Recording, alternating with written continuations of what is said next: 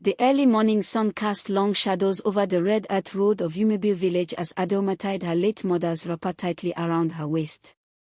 The funeral was barely 2 weeks old, but the whispers in the village had already begun. Who will take care of her now? She's wasting away here with all this beauty.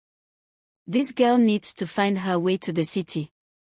Adaoma was 24, tall, dark-skinned, and striking, with wide, sorrowful eyes that always seemed to be dreaming. Her father had died when she was 10, and now her mother was gone too. Her 2 older brothers were married and distant. Her only remaining support was Uncle Njoku, who came from Onitsha for the burial, promising to see what he could do to help her. He gave her 10,000 Nigerian nairas the morning he left, pressed into her palm like a secret. Use it wisely, he said. But remember, Lagos is not for the faint-hearted. Adaoma didn't sleep that night. The thought of the city had danced in her head since childhood, fed by Nollywood films and the stories her classmates told when they returned from holidays. Her friend Ife had moved to Lagos 2 years ago and often posted pictures on Facebook, clean makeup, flashy clothes, fancy bars. One message to her and the reply came fast. Come Jo. I go manage you for small time till you find your feet. The next day, Adaoma stood at the motor park in Oka, holding a small bag with her only Ankara gown, 2 blouses, a cracked Android phone, and her dreams. The journey to Lagos was long and dusty. She sat between a loud woman who kept shouting at the driver and a young man who snored with his mouth open. Her back ached, her eyes burned, but her spirit held tight to hope. She didn't even know what area of Lagos she was going to, just that Ife said she should stop at Odulegba and call her. By nightfall, the city lights appeared. Adaoma stared at them through the glass window, heart racing. This was it, the beginning of her new life. But Lagos did not open its arms with love. Instead, it hit her with heat, noise, and confusion. Ife was late. Adaoma stood near a roadside stall, her bag clutched tightly as area boys shouted and honked motorcycles swerved past her. Fine girl, where you dey go? A man with red eyes asked her, moving close. She didn't answer. Just as fear began to rise in her throat, Ife appeared, in a tight gown, eyelashes like butterflies, and chewing gum noisily. Omo see fine babe way Lagos go humble. Ife laughed, hugging her. You resemble village queen. But no worry, we go rebrand you small. Ife's house wasn't what Adaoma expected. A small room in Ajigona, with a mattress on the floor and 2 other girls sharing space. The toilet was outside. The water was fetched. The air was hot and smelled of fried oil and exhaust. Adaoma curled up on a wrapper that night, sweat dripping down her back, and stared at the ceiling. She didn't cry. But she whispered. Lagos, please don't disgrace me. Morning came with chaos. Hawkers were already screaming, pure water. Gala. From outside the window. Adaoma sat up slowly, her neck stiff from sleeping on the floor. The reality of Lagos slapped her awake, the noise, the heat, the crowd, and the unspoken pressure. Ife was already dressed, applying her makeup in front of a cracked mirror propped against the wall. You go just dey waste this fine face if you no polish am small, she said, passing Adaoma a brow pencil. If you want survive for this Lagos, you must shine. Nobody dey pity mumu face here. That morning, they walked through the crowded streets of Ajigona, dodging Kiki riders and Okada men. Ife took Adaoma to a small buka owned by one Madam F. After some back and forth and lies about Adaoma's experience, she got a job washing plates for 1,500 Nigerian nairas per day. By noon, Adaoma's hands were already sore and her feet soaked with soapy water. Still, she smiled. It wasn't much, but it was a start. But Lagos is a city of extremes. At night, the same Ife who walked with her through dirty gutters transformed into a goddess. Her heels clicked, her waist swayed, and her face glowed under club lights. We dey go Lekki tonight. You fit follow, but borrow wig first. Adaoma hesitated. She had never entered a club before. But when she saw Ife's photos later that night, drinking champagne beside a man with tribal marks and gold teeth, something inside her shifted. She began to ask herself dangerous questions. What if there's an easier way? Is it not just dressing well and knowing where to go? Who will know I wash plates during the day? 2 weeks passed. Adaoma worked by day, watched by night. She studied Ife and the other girls, how they talked, how they walked, how they posed for pictures, and how they edited their lives online. One Friday night, Ife dragged her to Club Crystal in Victoria Island. Omo, tonight not for big boys. Just smile and keep quiet if them ask wetin you do. Say you be influencer. Adaoma wore a borrowed blonde wig, tight jeans, and a red top. Her makeup was heavy. She could barely recognize herself in the mirror. Inside the club, her senses were assaulted. Music pounded, lights flashed, and perfume mixed with cigar smoke. She sat quietly beside Ife's table as men ordered bottles and threw cash. Then, he walked in. Chief Edwin. Dark, pot-bellied, and loud. He sat beside Ife, but his eyes locked on Adaoma. Who be this your fine friend wey never smile since? She resemble person wey just land from Dubai. Everyone laughed. Adaoma forced a shy smile. Her name no Queen Ada, Ife said quickly, inventing the name that would change Adoma's life. She be skincare boss. But no lucky she dey do her things. Chief Edwin raised his glass.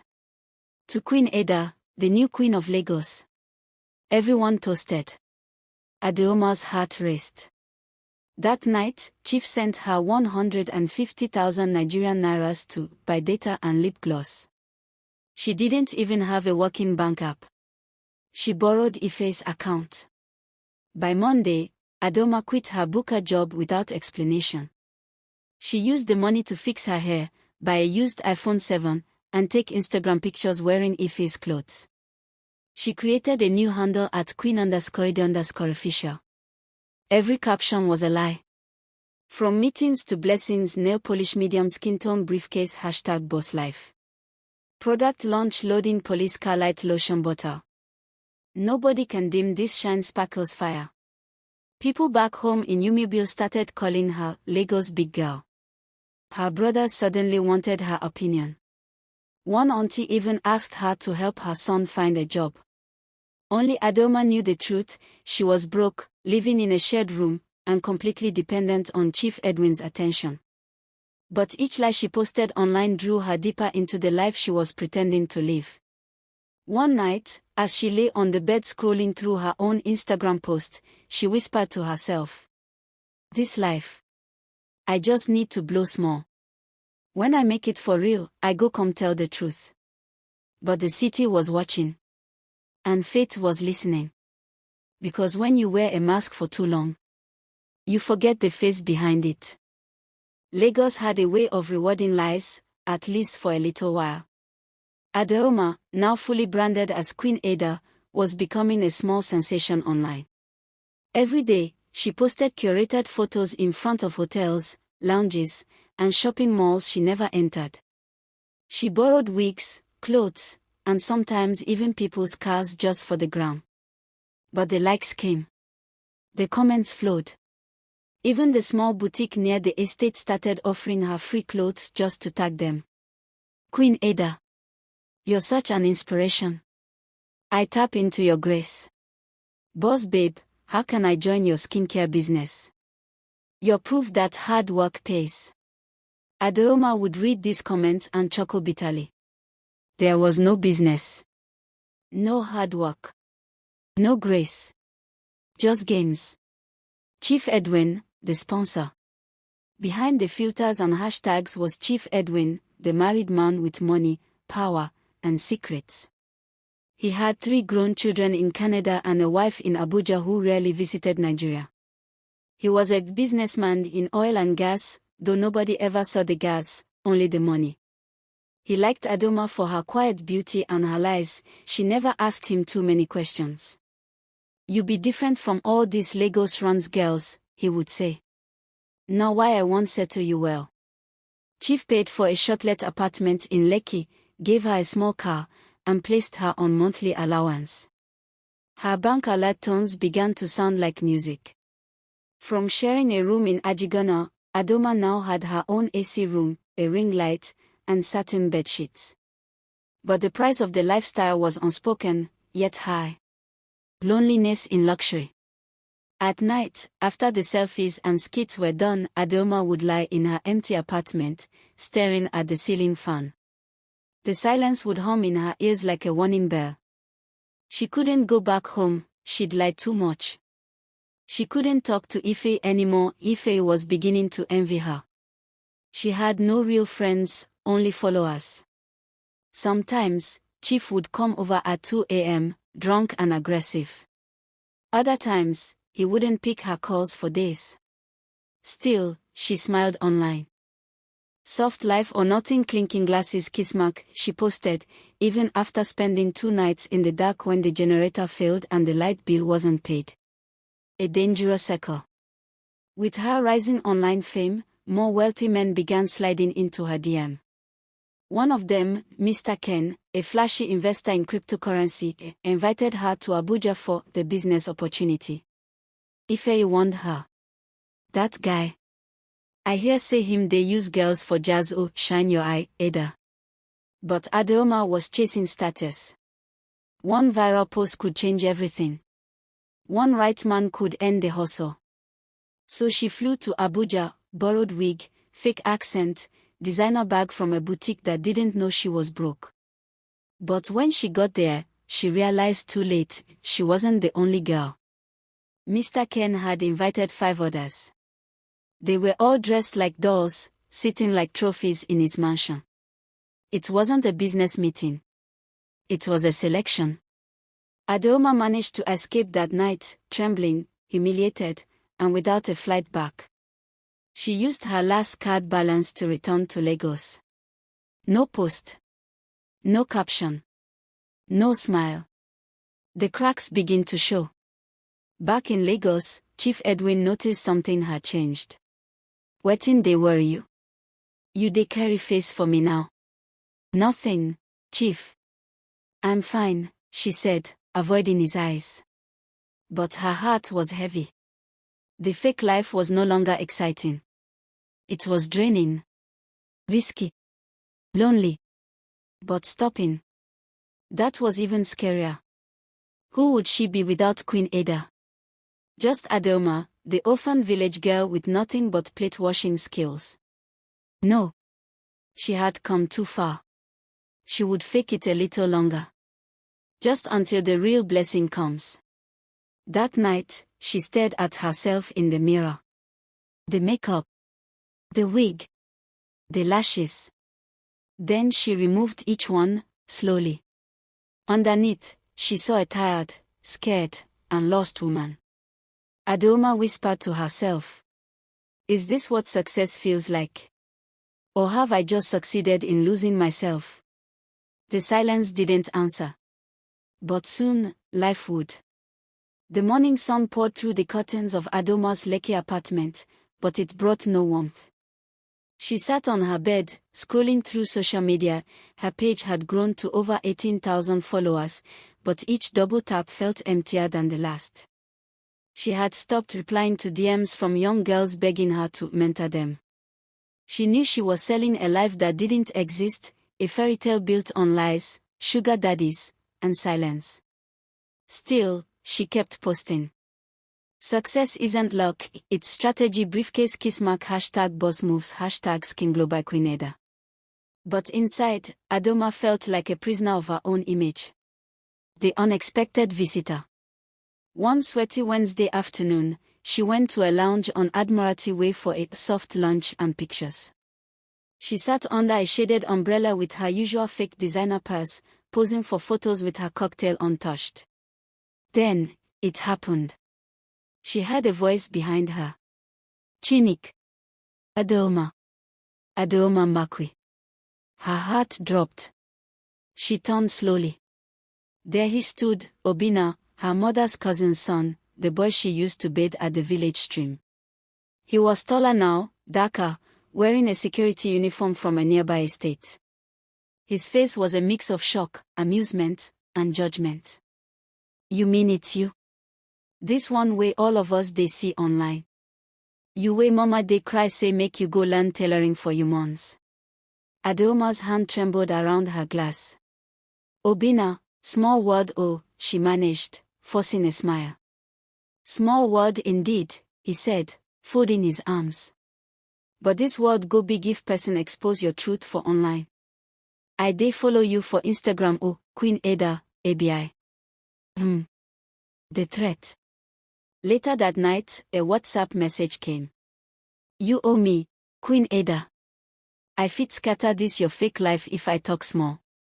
But I no wicked. Just remember me when you dey chop soft. She froze. Obinna had photos of her without makeup from the village. She knew what this meant, blackmail. Adaoma didn't respond immediately. Her first instinct was panic. Her second was anger. But her third was pure desperation. God, not now. Not when people are starting to believe I'm somebody. She quickly sent Obinna 50,000 Nigerian nairas with a message. I no forget you. Just small support. I dey run things now but pressure dey. He sent a thumbs up.